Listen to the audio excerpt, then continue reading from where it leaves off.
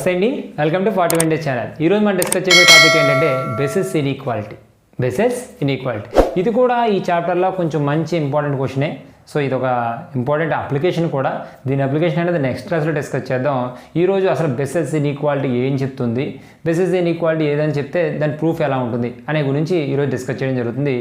Suppose α1, α2, αn అనే ఒక set తీసుకున్నాను. ఆ set orthonormal subset of V అంటే V అనేది ఒక ఇన్నర్ ప్రోడక్ట్ స్పేస్ అయినప్పుడు S = α1, α2 and so on alpha అనే సెట్ ఆర్థోనార్మల్ సెట్ అయితే ఏం చూపించాలంటున్నాడు?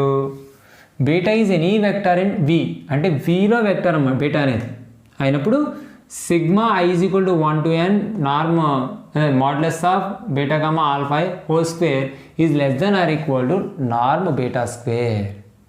అండ్ ఫర్దర్ తర్వాత ఈక్వాలిటీ హోల్డ్స్ అంటే ఇక్కడ ఏముంది? ఇన్ఈక్వాలిటీ ఉంది. ఈక్వాలిటీ హోల్డ్స్ అంటే ఇది ఇది అయిపోయింది అనుకోండి. ఇంకేం చూపించాలంట? If and only if α1, α2, αn is a basis of V. α1, α2, α is a basis of V. Okay, ఇక్కడ ఇది చూపించాలి, తర్వాత ఇది చూపించాలి. 2 పార్ట్స్ ఉన్నాయి కాబట్టి ఫస్ట్ దీన్ని ప్రూవ్ చేసేద్దాం, తర్వాత దీని దగ్గరకు వచ్చేచ్చు. ఓకే, సరే అయితే ఏదైనా సరే వాడు క్వశ్చన్లో ఏమి ఇచ్చాడండి? సొల్యూషన్. వాడు క్వశ్చన్లో ఏమి ఇచ్చాడు? Given S is equal to α1, α2 and so on αn is orthonormal set of V. So ఇది ఆర్థోనార్మల్ సెట్స్ కాబట్టి ఈ రెండు వెక్టర్స్ మధ్య ఇన్నర్ ప్రోడక్ట్ కడితే 0 రావాలి, రైట్? అంటే αi, αj కడితే 0 for all i not equal to j. ఆ రెండు డిఫరెంట్గా ఉన్నప్పుడే 0 అవుతుంది. మరి రెండు సేమ్ అయితే 1 అవ్వాలి కదా. And αi, αj equal to 1 for all i equal to j. ఈ రెండు కండిషన్స్ అయ్యాయి కాబట్టి ఈ సెట్ని ఏమని పిలిచాం? ఆర్థోనార్మల్ సెట్ అన్నారు. ఇప్పుడు ఓకే, ఏదైనా ప్రూవ్ చేసే ముందు మరి తీసుకుంటున్నా. Let gamma is equal to ఒక డిఫైన్ చేసుకుంటున్నాను. ఎలా రా అంటే ఎలా డిఫైన్ చేయొచ్చు? Beta minus sigma I is equal to 1 to n beta alpha I into alpha I. ఇలా డిఫైన్ చేసుకున్నాను నేను. ఇప్పుడు ఇక్కడ ఆల్ఫా అనేది వెక్టర్, బీటా ఆల్ఫా I చేస్తే I ప్లేస్లో 1 పెట్టాను అనుకో, బీటా α1 ఇంటూ α1, 2 పెట్టాను అనుకో, బీటా α2 ఇంటూ α2, 3 పెట్టాను అనుకో, బీటా ఆల్ఫా. అంటే ఇదంతా చేయగా ఒక వెక్టర్ వస్తుంది. అది బీటాలను తీసేయగా అప్పుడు ఎగ్జిస్ట్ అయిన వెక్టర్ ఏంటి? గామా. అప్పుడు ఎగ్జిస్ట్ అయిన వెక్టర్ ఏంటమ్మా? గామా. ఇప్పుడు నేను ఏం చేస్తున్నానంటే కన్సిడర్, దీన్ని బేస్ చేసుకుని కన్సిడర్ ఏం చేస్తున్నాను? నార్మ్ గామా స్క్వేర్ కడుతున్నాను. నార్మ్ గామా స్క్వేర్ అంటే ఏంటి? గామా యొక్క ఇన్నర్ ప్రోడక్ట్ స్పేసే కదా. గామా యొక్క ఇన్నర్ ప్రోడక్ట్ స్పేసేనా? దాన్ని ఎలా డిఫైన్ చేశాను రా? ఇన్నర్ ప్రోడక్ట్ స్పేస్ వేసుకుని ఇదిగో గామా అంటే ఇదే కదమ్మా, beta minus sigma I is equal to 1 to n and beta alpha I into alpha I ఒక వెక్టారు. ఇంకో వెక్టర్ కూడా అదే, కానీ ఇక్కడ I changes from 1 to n అని చెప్పా. నేను ఏం చేస్తానంటే ఇక్కడ చేంజ్ మారుస్తాను. అంటే beta is mapping from j అంటే beta minus j is equal to 1 to n beta alpha j into alpha j. So ఇది నేను తీసుకున్నా. సరే ఏంటి సార్ ఇక్కడమ్మా మీరు స్టార్టింగే I is equal to 1 to n అని కదా గామా తీసుకున్నారు, మరి ఇక్కడ ఎందుకు j is equal to 1 to n అని రాశారంటే నువ్వు ఇంకా అయ్యే వాడేవంటే ఎప్పటికీ అదే టర్మ్ ఆల్ఫా వస్తుంది. మరి మనం ఆల్ఫా j కూడా 1, sorry alpha j 1, alpha j అనేది 0. ఈ రెండు కండిషన్స్ వాడుకోవాలంటే రెండు డిఫరెంట్గా ఉండే కండిషన్స్ కూడా చూసుకోవాలి కదా. అందుకే సరిగ్గా చూడు, ఇక్కడ ఈ వెక్టర్ ఉంటాయి. ఇక్కడ I changes from 1 to n, ఇక్కడ j changes from 1 to n. ఏదైనా ఒకటి నుంచే స్టార్ట్ అవుతాయి, ఏదైనా ఎంతోనే ఎండ్ అవుతాయి. సో ఈ వాల్యూ కూడా రెండు ఒకదానికొకటి ఈక్వలెంట్. సో ఇప్పుడు దాన్ని ఏం చేయాలి? స్ప్లిట్ చేయాలి. స్ప్లిట్ చేయి అంటే therefore norm gamma square is equal to split చేయనా ఎంత అయింది? ఫస్ట్నే బీటా ఉంది, తర్వాత అక్కడ కూడా బీటా ఉంది, ఇదిగో బీటా రాసా. తర్వాత ఈ బీటాతో దీనికి వెళ్దాం. సో ఇక్కడ వెక్టర్ ఆల్ఫా జే, ఇక్కడ వెక్టర్ ఏంటి ఆల్ఫా జే, ఇదంతా ఏమవుద్ది కాన్స్టెంట్ అవుద్ది. సో ఇప్పుడు చెప్పండి మైనస్ సిగ్మా ఎంత ఉందమ్మా, j is equal to 1 to n beta comma alpha j. ఇది ఎక్కడుంది రెండో పార్ట్, ఇది ఫస్ట్ వెక్టర్ సెకండ్ వెక్టర్ అయితే సెకండ్ వెక్టర్లో ఉంది. సెకండ్ వెక్టర్లో ఉన్నప్పుడు కోఎఫిషియెంట్స్కి ఏమొస్తుంది బార్ వస్తుంది కదమ్మా, ఇదిగో బార్. ఇంకెంత ఉందమ్మా, ఇదిగో ఇది బీటా కమా అక్కడ ఆల్ఫా జే వేసాను. తర్వాత ఇప్పుడు ఈ టర్మ్తో ఈ రెండు అయిపోయాయి, ఈ టర్మ్తో వద్దాం. నన్ను దీంతో స్టార్ట్ చేసా, minus sigma i is equal to 1 to n beta comma alpha i into ఇది ఎంత ఉందిరా, ఎంత ఉంది alpha i comma beta, alpha i comma beta. నేను next minus into minus plus sigma i is equal to 1 to n beta comma alpha i. ఇది కాన్స్టెంటే కానీ first వెక్టర్లో ఉంది, సో నో ఇబ్బంది లేదు. ఇంక ఇక్కడ ఒక కాన్స్టెంట్ ఉంది sigma J is equal to 1 to n, ఇది కాన్స్టెంటే కానీ సెకండ్ వెక్టర్లో ఉంది కాబట్టి దీనికి ఏమొస్తున్నానా బార్ వస్తుంది. ఇంకెంత ఉంది alpha i comma alpha j, ఇది మన దగ్గరకు వచ్చింది. లేదా సింప్లిఫై చేయరా ఈజ్ ఈక్వల్ టు తన బీటా ఇంటూ బీటా అంటే నార్మ్ బీటా స్క్వేర్ అనా, నార్మ్ బీటా స్క్వేర్. సరిగ్గా చూడు, minus sigma J is equal to 1 to n. నన్ను దీన్ని ఏమో రాసుకోవచ్చురా,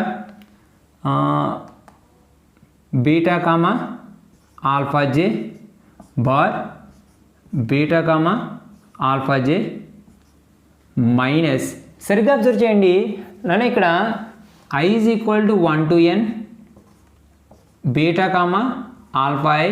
నన్ను ఆల్ఫా ఐ కామా బీటాని నేను beta comma alpha i bar అని రాసుకోవచ్చు కదా, కాంజుగేట్ కింద రాసుకో. ఆల్ఫా కామా బీటాని బీటా కామా ఆల్ఫా యొక్క బార్ కింద రాసుకుంటాం. ఇప్పుడు ఆల్ఫా కామా బీటా ఉంది, బీటా కామా ఆల్ఫా యొక్క బార్ కింద రాసుకున్నా. నన్ను చూడు ఇది ప్లస్ ఇక్కడ sigma i is equal to 1 to n sigma i is equal j is equal to 1 to n. నేను ఇక్కడ ఎంత ఉందిరా beta comma alpha i and beta comma alpha j యొక్క bar and alpha i comma alpha j ఇక్కడ దాకా వచ్చింది. నన్ను ఇప్పుడు సింపుల్గా చూద్దాం. నన్ను చూడు beta comma alpha j beta comma alpha j beta comma alpha i beta comma alpha i. ఇక్కడ i is mapping from 1 to n, ఈ i is mapping j is from 1 to n. అంటే ఇక్కడ జే ప్లేస్లో ఇది జే ఉంది, ఇది ఐ ఉంది, కానీ రెండు కూడా సేమ్ వాల్యూస్ ఇస్తాయి. చూడండి ఇక్కడ 1 పెట్టాను అనుకో beta comma alpha 1 beta comma alpha 1, ఇక్కడ 1 పెట్టాను అనుకో బీటా కామా ఆల్ఫా 1 బీటా 1, అంటే సేమే కదా వస్తున్నాయి. అంటే ఈ టర్మ్ కూడా ఒకటే, ఇక్కడ జేతో స్టార్ట్ అవుతుంది అక్కడ ఐతో స్టార్ట్ అవుతుంది. అంటే జే ప్లేస్లో ఐ పెట్టాను అనుకోండి సేమ్ వాల్యూస్ వస్తాయనే కదా అర్థం. అంటే ఇక్కడ జే ఉన్నా అదే వాల్యూ వస్తుంది, అక్కడ ఐ ఉన్నా అదే వాల్యూ వస్తుంది. అంటే దీన్ని ఏమని రాసుకోవచ్చు, norm beta square minus sigma i is equal to 1 to n రాసుకున్నాను అనుకో, ఇది I equal to 1 to n అన్నా అదే వాల్యూ వస్తుంది. అంటే ఇది సేమ్ టర్మ్సే కదా. అంటే ఇప్పుడు ఏమవుద్ది నాన్న, sigma beta comma alpha i into beta comma alpha i bar, అంటే ఇది ఇక్కడ పెట్టుకున్నాను పెద్ద ఏముందండి, minus sigma i is equal to 1 to n beta comma alpha i into beta comma alpha i bar. ఇక్కడ plus sigma i is equal to 1 to n వేసి కానీ j is equal to 1 to n. J value ఎక్కడి నుంచి వెళ్తుందమ్మా, 1 నుంచి n వరకు వెళ్తుంది. ఇక్కడ చాలా వరకు ఇబ్బంది పడకుండా చూడు, జేని ఇంకా దీన్ని మర్చిపో, ఇది ఒక్కటే పెడుతున్నాను. నా సిగ్మా అంటే అర్థం ఏంటంటే ఫస్ట్నే జే ప్లేస్లో 1 పెట్టాలి, ఒక వాల్యూ వస్తుందా పక్కన పెట్టు. తర్వాత జే ప్లేస్లో 2 పెట్టాలి, ఒక వాల్యూ వస్తుందా పక్కన పెట్టు. తర్వాత జే ప్లేస్లో 3 పెట్టాలి. అలా ఒక్కొక్క వాల్యూ వస్తాయి కదా, అవన్నిటినీ ఏం చేయాలి కలపాలి. ఎక్కడ దాకా జే వాల్యూ n వరకు. ఎంతవరకు అమ్మా n వరకు. నేను ఫస్ట్నే జే ఈజ్ ఈక్వల్ 1 పెట్టాను అనుకో, ఇది మారదు. ఏది మారదు, బీటా కామా ఆల్ఫా ఐ మారదు. ఓకే, బీటా కామా ఆల్ఫా జే మారుతుంది, బీటా కామా ఆల్ఫా 1 అయ్యింది, బీటా కామా ఆల్ఫా 1. ఇది ఆల్ఫా ఐ కామా ఇది ఎంతమా alpha 1, alpha i comma alpha 1. నీకు ఆల్రెడీ మనం ముందే చెప్పుకున్నాం, ఈ రెండు సేమ్ కాకపోతే ఐ0 ఈక్వల్ చేసింది, ఈ రెండు సేమ్ కాదనుకో దాని వాల్యూ ఎంత అయిపోద్ది 0. అంటే ఇక్కడ ఆల్ఫా ఐ కామా ఆల్ఫా 1 వచ్చిందని దాని వాల్యూ ఎంత 0. తర్వాత ఆల్ఫా 1 కమా ఆల్ఫా 2 వస్తుంది, అది zero. Alpha 3 comma alpha alpha comma alpha i comma alpha 3 వస్తుంది, అది జీరో.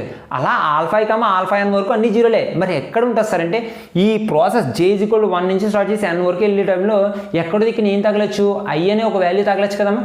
ఐ పర్టికులర్గా ఒక ఐ వస్తుంది కదా, ఆ ఒక్క వాల్యూ మాత్రమే ఉంటుంది. అంటే ఇవి వచ్చిన ఎలిమెంట్స్ అన్ని పక్కన పెట్టి అన్నింటిని కలుపుకున్నాను కదా, అన్నీ ఏమొస్తున్నాయి 0 0 0 0 0 0 0 అన్నీ కలుపుగా లాస్ట్కి ఒకటి వచ్చింది ఏంటి, alpha i comma alpha I. So అదొక్క టర్మే మిగిలింది. అంటే ఇది ఏంటి, బీటా కామా ఆల్ఫా జే కాదు, ఏం పెడతాను దాని ప్లేస్లో i bar into alpha i comma alpha i, alpha i comma alpha i. నన్ను ఇప్పుడు కొంచెం సింప్లిఫై చేద్దాం. Beta square minus sigma i is equal to 1 to n beta alpha i into beta alpha i modulus bar sigma i is equal to 1 to n inner product of beta comma alpha i beta comma alpha i bar plus నన్ను sigma i is equal to 1 to n. ఇప్పుడు మాట చెప్పండి రా, ఇక్కడ I comma IA కదా ఉంది, అంటే alpha 1 comma alpha 1, alpha 2 comma alpha 2, alpha 3 comma alpha 3. Same terms వచ్చినాయనుకో దాని వాల్యూ ఎంత అవుతుందని నేర్చుకున్నాం, 1 అవుతుందని చెప్పుకున్నాం కదా. అంటే ఈ టోటల్ వాల్యూ ఎంత అయింది 1. అంటే ఇంకేముందిరా, beta comma alpha i beta comma alpha i bar. నన్ను చూడండి, ఈ టర్ము ఇప్పుడు సేమే కదా, అంటే ఇది క్యాన్సిల్ అయిపోయింది అనుకో, ఓన్లీ ఇంకేముంటుంది norm beta square minus sigma i is equal to 1 to n beta comma alpha i into beta comma alpha i bar. నీకు ఒక పాయింట్ తెలుసు, జెడ్ ఇంటూ జెడ్ బార్ చేశాను అనుకోండి, దాని వాల్యూ ఎంత అవుతుంది అంటే mod z హోల్ స్క్వేర్ అవుతుంది.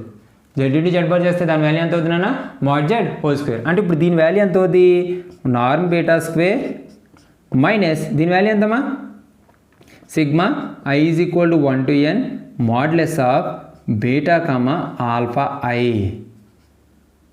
Whole square, beta comma alpha i whole square. ఇక్కడ దాకా వచ్చింది. నేను ఇప్పుడు స్టార్టింగ్లో గామా ఈజ్ ఈక్వల్ టు ఇది తీసుకున్నావు కదా, గామా ఈజ్ ఈక్వల్ టు ఇది తీసుకున్నావు. నువ్వు ఎప్పుడూ కూడా ఇది మన నార్మల్గా గామా కట్టినప్పుడు ఈ టోటల్ వాల్యూ ఎంత అవుతుంది, ఎప్పుడూ కూడా గ్రేటర్ దెన్ అవుతుంది. అంటే సిన్స్ అంటే మనకేం తెలుసు, సిన్స్ నార్మ్ గామా స్క్వేర్ ఇది always greater than 0, greater than or equal to 0. Norm gamma square దీనికే కదా ఈక్వల్ అయింది. అంటే ఏంటి, norm beta square minus sigma i is equal to 1 to n modulus of ఎంతమ్మా beta comma alpha i whole square is greater than or equal to 0. అని ఇది greater than or equal to 0 అయింది అనుకోండి, ఇది ఈ సైడ్కి అంటే ఇది ఈ సైడ్కి వచ్చేసింది అనుకో, దీనికంటే ఎవరు ఎక్కువ ఉంటారు, వీడియో కదా ఎక్కువ ఉంటారు. అంటే దీని నుంచి ఏం చెప్పొచ్చురా, modulus of beta comma alpha i greater than square less than or equal to norm beta whole square. అదే కదా చూపించమన్నాడు.